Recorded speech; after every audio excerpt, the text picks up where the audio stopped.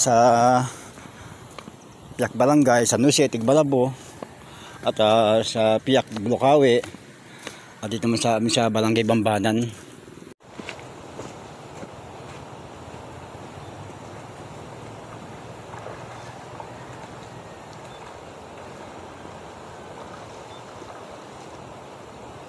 Po ng nag-uugnay po sa Cantilla, Awayang at Bulukawi. Pag nabaha po mga idol, ay dyan po sila nakadaan. Ang dalawang sanga po ng ilog mga idol, sa Piak Awayang, Kipot at sa Bambanan. Kapon po, nagbaha po yung kapon, galing pong Tigmalabo, Uyaoy ang tubig sa ilog mga idol.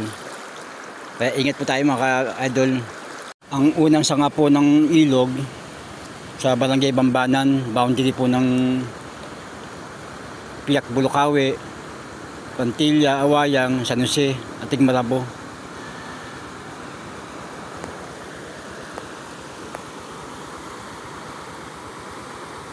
Guys, kung gusto nyo bumakal po ng gulay, no, dyan po sa may boundary po ng barangay namin, no, may tindahan po ito na batsuyan at gulay. Ayan po ang owner niya, oh.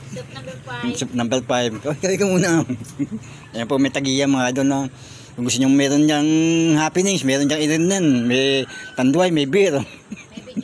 May video kayo pa mga idol. Ayan po mga tinda niya mga idol, oh. May talong, ampalaya, labanos, kamatis. Kompleto po dyan mga idol. At dyan po ang aming palabas ng aming barangay mga idol. Ang taytay po ng hanging bridge po ng Barangay Bambanan.